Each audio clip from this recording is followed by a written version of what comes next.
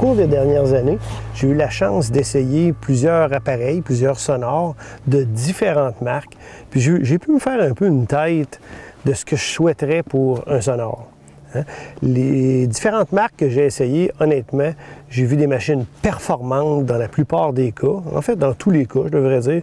Il faut dire que je n'ai pas non plus travaillé avec des machines qu'on pourrait acheter à 100 $ pièce, par exemple. Là. Disons 500 $ et plus. Les machines que j'ai essayées étaient toutes performantes. Ça, c'est pas un problème à ce niveau-là. Par contre, ce que j'ai pu voir, c'est que la majorité de ces machines-là sont compliquées. Moi, j'ai la chance d'être sur l'eau 100 jours et plus par année, dans mes pires ou mes meilleures années, 150 jours par année. Donc, évidemment, on s'habitue à travailler avec ça. Malgré ça, il m'est arrivé d'avoir des appareils où je cherchais à faire des choses en particulier avec, puis après 1h30, 2 heures, souvent avec une autre personne avec moi dans le bateau qui est habituée aussi, on ne parvenait même pas à faire ce qu'on voulait à l'appareil. Honnêtement, moi, je trouve que ça n'a pas de bon sens. Puis la majorité d'entre vous qui nous écoutez, ne faites pas 75 journées de pêche par année. Là. Fait que quand vous allez à la pêche, vous ne voulez pas passer à chaque fois 20 minutes, 30 minutes à jouer avec l'appareil pour essayer de faire des choses puis le comprendre. Il faut que ce soit simple. Bien, mon souhait a été exaucé. Il y a quelqu'un quelque part qui m'a entendu. La machine que j'utilise cette année, qui est un modèle Garmin, moi précisément, c'est le EcoMap SV. Mais je pense que l'ensemble de la façon de faire de Garmin est comme ça, puis c'est la même chose au niveau des GPS, dans cette réputation-là d'être simple à utiliser. La première journée que j'ai faite avec mon Garmin, j'étais à la pêche au lac Memphremagog, à la truite grise, en profondeur. On a fait de la traîne, du jig, tout ça. J'ai beaucoup travaillé avec mon appareil.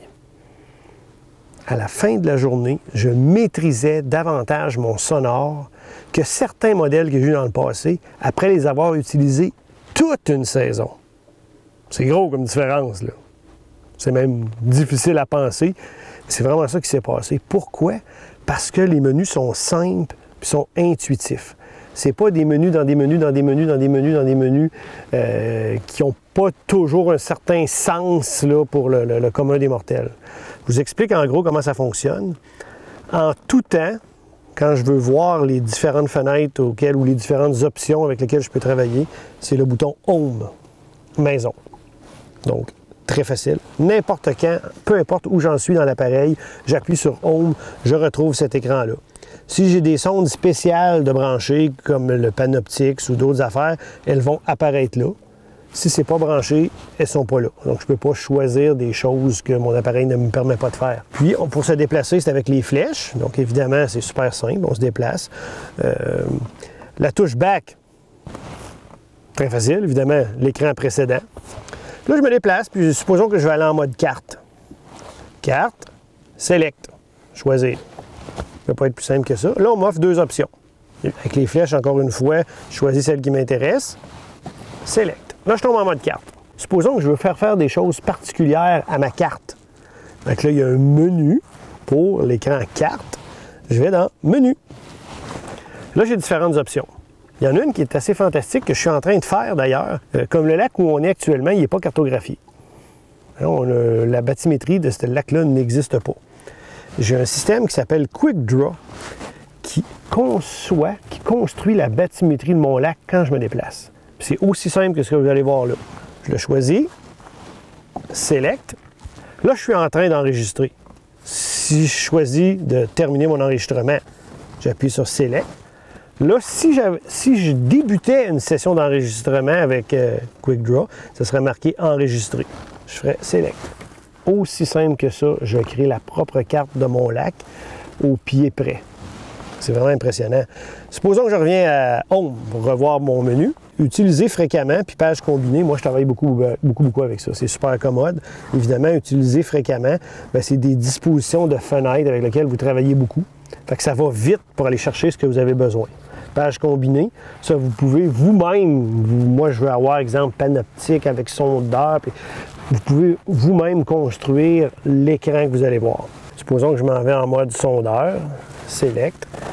Là, j'ai le Side View, qui est les sondes de côté, Clear View sous le bateau, ou la sonde traditionnelle. Encore une fois, je me promène avec mes flèches. Je choisis sonde traditionnelle, et voilà, je suis dans ma sonde traditionnelle avec toutes les informations qu'on peut souhaiter avoir, profondeur, température de l'eau de surface, vitesse, mon voltage et l'heure. Aussi simple que ça. Fait qu'on travaille là, presque toujours avec ces boutons-là uniquement. Une situation dans le passé que j'ai vue sur certains appareils, on cherchait pour faire des choses tellement simples.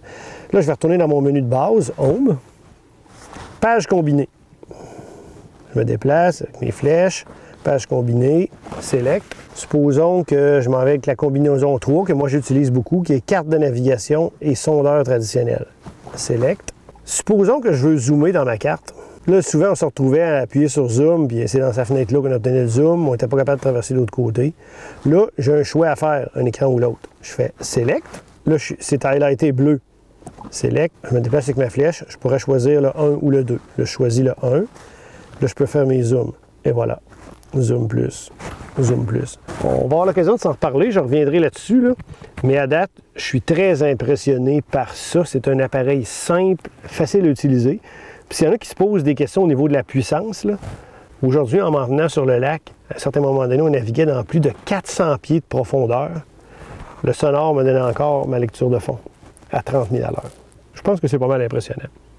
C'est sûr que si Marc-André était près de moi, il est assez malcommode, il dirait « Ouais, la sonde devait être bien positionnée, puis c'est certainement pas toi qui l'as installée. » Il a raison. C'est les gens chez Thomas Marine qui l'ont installé, puis ils ont fait une super belle installation, fait que je suis capable de voir mon fond à 30 000 à l'heure dans 400-500 pieds de queue. Des fois, les gens me demandent « Dan, moi, avec mon appareil, à 30 000 à l'heure, il y a 50 pieds d'eau, je perds le fond. » Bien, c'est ça. Actuellement, avec mon Garmin, à ce niveau-là, c'est plus qu'impressionnant.